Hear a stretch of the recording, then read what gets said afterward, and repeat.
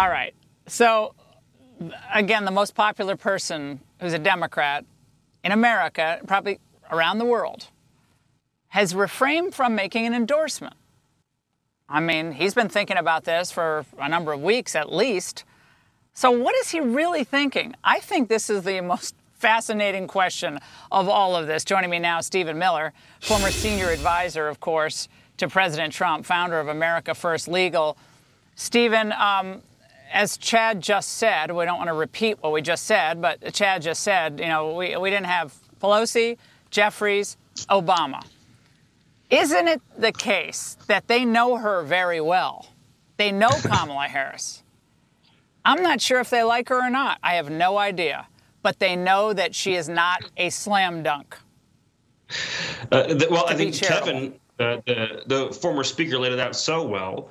She has never in her life run a compelling campaign. She's been the beneficiary of a great deal of luck and good fortune. But if you look at her presidential campaign, she flamed out, and she flamed out hard. I think one of the most important factors, which Obama obviously knows, is that she would be the most liberal head of a Democrat ticket in American history. Left of Carter, left of McGovern, she would be the leftmost candidate ever to lead the Democrat Party. Think about how that's going to turn off working class voters all over the country. Not to mention her record as border czar. So they are truly trapped because she has none of Biden's attractive qualities to the working class, which is why they chose him in 2020, all of the baggage of the administration, and she's really napalm, in fact, for working class voters. But if they ditch her, they lose all of the money they've raised, and they go into a totally chaotic convention. So this really is a Democrat Party in crisis. Well, they're pretending it's all exciting, right? They're saying, this is exciting. No, it's chaos. You literally subverted your own democratic process as you spent the last 3.5 years, more, let's say 6 years, or let's say 9 years, trashing Donald Trump for doing literally what you just did to your own voters. There may be, 25-30% of the voters who still preferred Joe Biden to remain at the top of the ticket, right? I mean, at least that. Well, and they don't care about those voters, Stephen. They don't care. They held a primary. People, they had ballots. They filled out circles. They went to the voting booths. They spent money on advertisements. And as President Trump said, the Republican Party spent tens of millions of dollars running against Joe Biden. Now they just woke up one morning and said, never mind, we're canceling the entire primary. We're getting rid of our candidate, and we're pretending the election has never even happened, and we're going to let donors handpick a new nominee. They're publicly admitting that they are an oligarchy. They are not running a democracy. They are not running a representative republic. This is an oligarchy controlled by business interests, and the Democratic Convention is the private corporation that represents those business interests. This is as full frontal an attack on American democracy as we've ever seen in the history of America's major political parties. Yeah, let's face it. George Clooney, with a lift from Obama, has more influence on the Democrat Party than like 14 million voters. All right, moments ago, Gavin Newsom, your pal, endorsed Kamala, writing on X, tough, fearless, tenacious. With our democracy at stake, they're still pushing that line. And our future on the line, no one is better to prosecute the case against Trump's dark vision and guide our country in a healthy direction. I can't even read this stuff. They have got to update their talking points. You know, sometimes, we're in live television, we can't update things fast enough. But at least we try. They don't even try to update their lines at this point, Stephen. This is so bad. Yes, you can't use the democracy talking point on the day when you actually canceled the entire Democrat primary. Oh, never mind. All those votes, they don't count. We actually picked the nominee. Look, this is a Democrat Party. Fundamentally, this is the most important point. Why are they in crisis? Because their record is indefensible, Laura.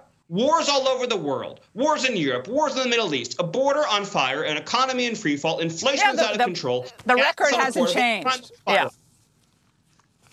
The record isn't changing. It's just old puppet of the globalists, new puppet of the globalists. Yes, okay, goodbye, old puppet. Hello, new puppet. I'm going to say it all night long. Results don't change. No, Stephen. It's always fun to see you on a Sunday. Thanks, Stephen. Thank you. All right. Again, you thought Biden was a complete nightmare. Don't expect any better from Kamala Harris. After all, she was just part of this whole cover-up all along. If there ever is a problem, do you think that you could go tell the American public? Do you think in your role that you're in a position to do that? Of course, if necessary, but there's no need for that.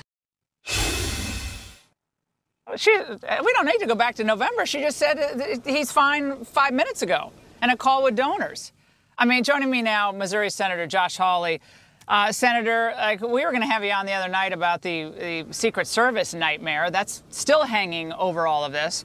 But if she gets the nomination, Kamala Harris, given everything, we've said a lot of it already tonight, I want to repeat, but if she gets the nomination, who is really going to be running the show in the White House? Is it the same cabal running the show now, or are they going to change up some of the players?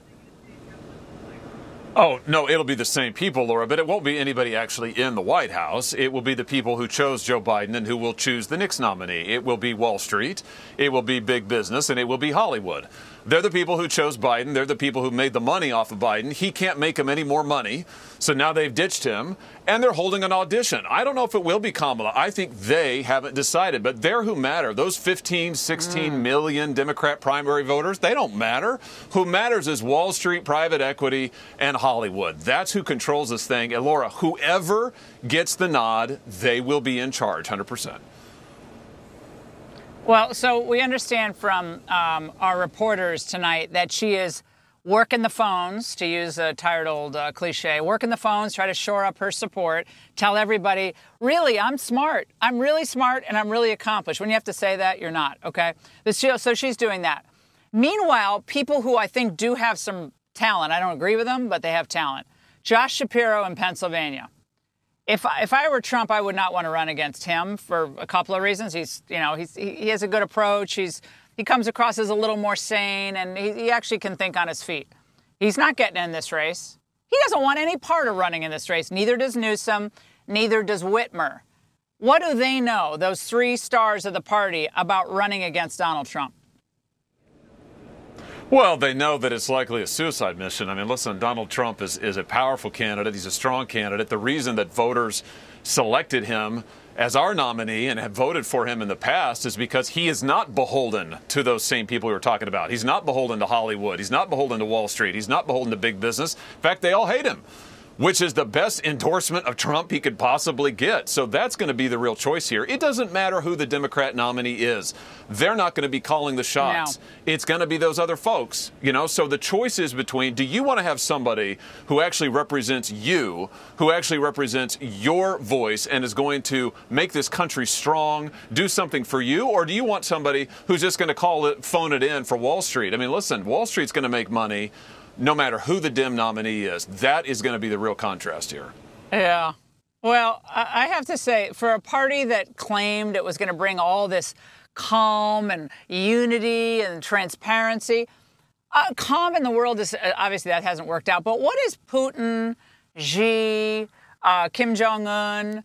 I mean, they're watching democracy, Democrat Party style. How's it looking to them? They got to have a big chuckle out of all this. They got to be laughing their heads off. Now the Democrats are rigging their own elections, Laura. I mean, this is hysterical. I mean, it looks like, dare we say it, an insurrection.